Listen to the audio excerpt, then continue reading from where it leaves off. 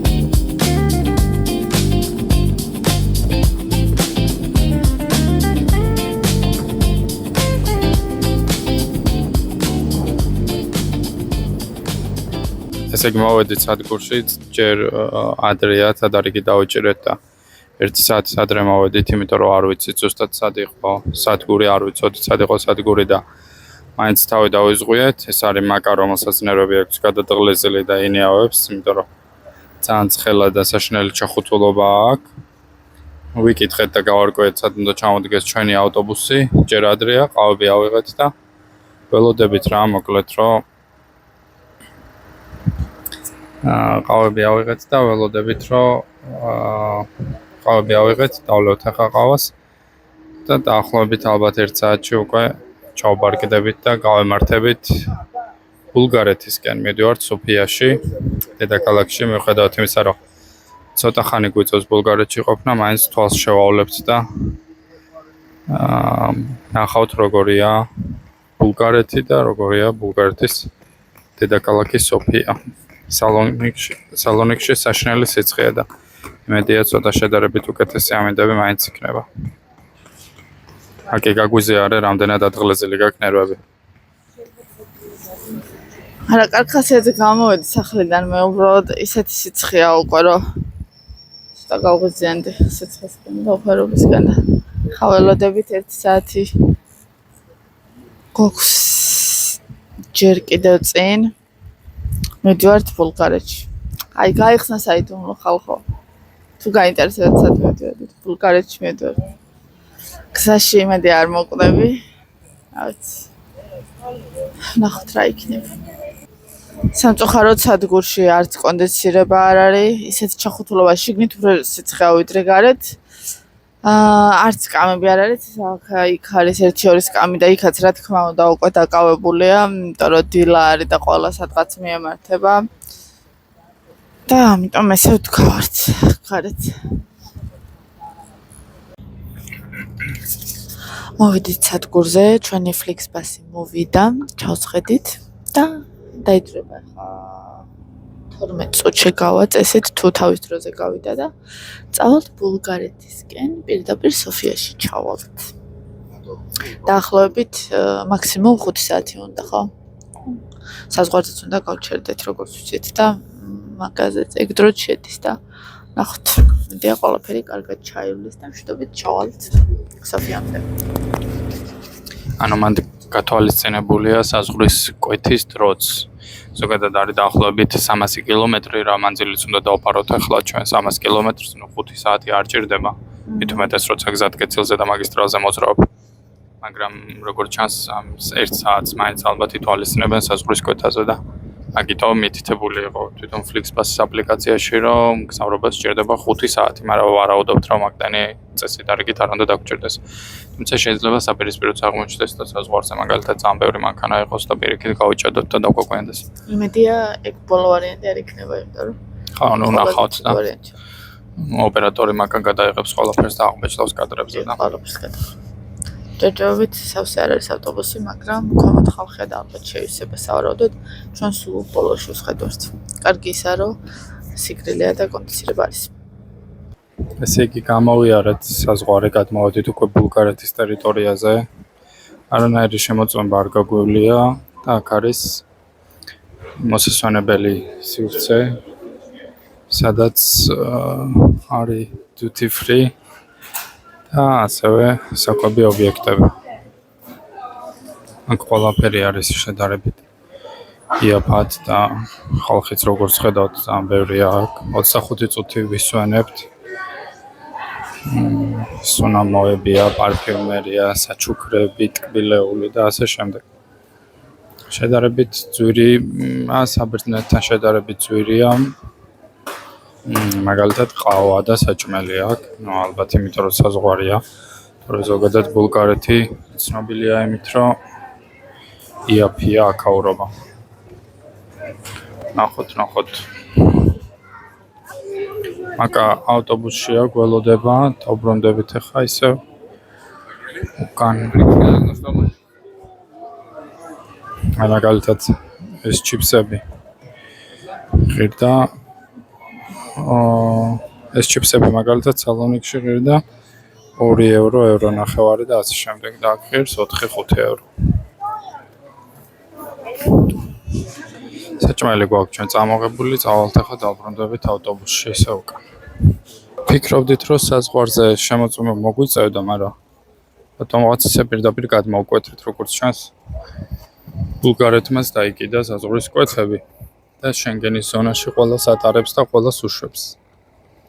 რაც ძალიან კაია პრინციპში, იმიტომ რომ ზედმეტი არც დრო დაგვიხარჯავს, არც საცობი არ ყოფილა პირდაპირ უპრობლემოდ გადმოვკვეთით. დაახლოებით საათ ნახევარში მოვედით ამ ტერიტორიამდე, ანუ ბულგარეთის საზღვრამდე. აქედანაც ალბათ 1-2 საათი ნახევრის გზა გველოდება წინ.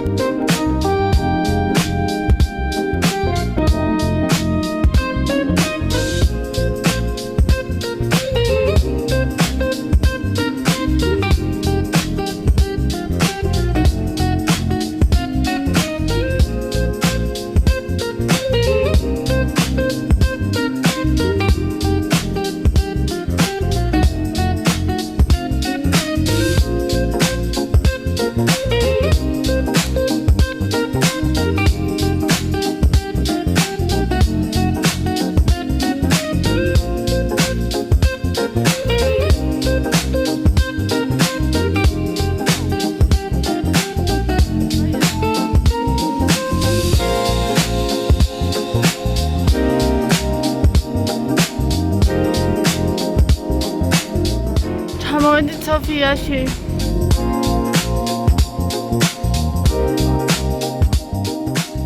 ჩამოვედით ბულგარეთში და აი ასეთი სახლი გვაქვს. შემოვდივართ. ქარის აბაზანა ეს თემა ესეც პატარა კუთხე ტელევიზორი დგა სამზარეულო ეს ჩვენი რაღაცები უკვე დავალაგეთ და არის ესეთი ორი საძინებელი ესე და ეს ჩვენი ოთახი ესეთი ოთახია თუდი ის არა კონდიციონერი არაა და შემოსასვლელში რო დგას არ ვიცი მაგას რა ქვია კონდიციონერი ქვია ალბათ არ ვიცი ეგ არის და ანუ უფრო დიდი ხანი უნდა აშკარად გაგრილებას ну ეს არის ამჯერად გვერდზე დაბლა რო ჩავდივართ პირდაპირ ლიდლი არის ანუ სავაჭრო არ მოგვიწევს სადღაც სიარული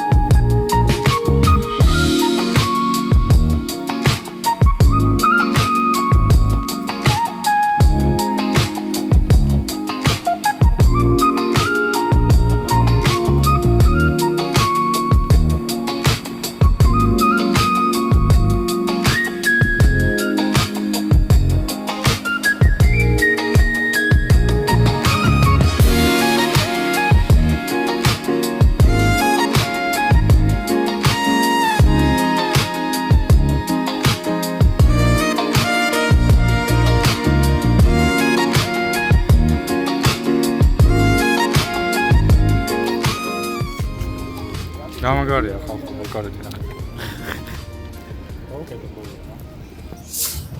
მოკლედ გამოვედით გარეთ მაღაზიებში უნდა გავიაროთ რამე პროდუქტი ვიყიდოთ და თან ვათვალიერებთ ქალაქსაც ჩვენ ვართ ცენტრალურ ნაწილში და ასე თუ ისე ლამაზია იმიტომ რომ თავიდან ქალაქში შემოვედით ისეთი ვიზუალი ქონდა ყველაფერს თითქოს ჩერნობილში ჩამოვედით მაგრამ ეხლა ცენტრალურ ადგილებში არის ლამაზი ადგილები ეს თქვი სად მიდივართ ახლა? ეხლა მივდივართ კაუფლენდში და მერე წავალთ რედელში ალბათ. ვიყიდით პროდუქტებს. მე კაუფლენდში არ ყოფილი ვარ არასდროს. მე ნამყოფი ვარ ძალიან ადრე წლების წინ ბერლინში და მახსოვს რომ ვეგანური მრავალფეროვნება იყო ძალიან დიდი და მაგიტო გამიხარდა და იმედია იქნება რა. მახსოვს. დამევიდეთ მაგ.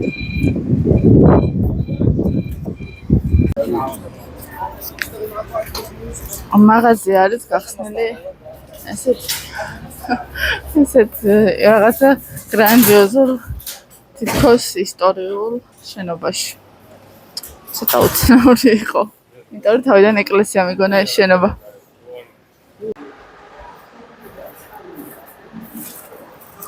აქ არის ფასები როგორც ევროში, ასევე თავიანთი ვალუტა რაც აქვს ის რომ ტურისტებისთვის მარტივი იყოს. ანუ შეგიძლია გადაიხადო ევროშიც და ფასები დაწერია შესაბამისად.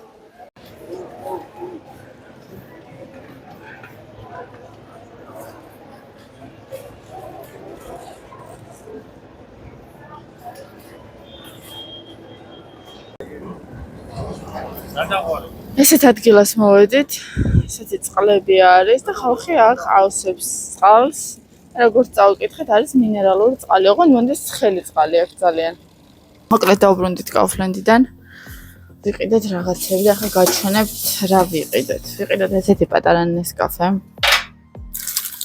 პრეზიდენტის ესეთი კრემები, თუძე, თუ რა თქვა, ყავისთვის. ბანანი.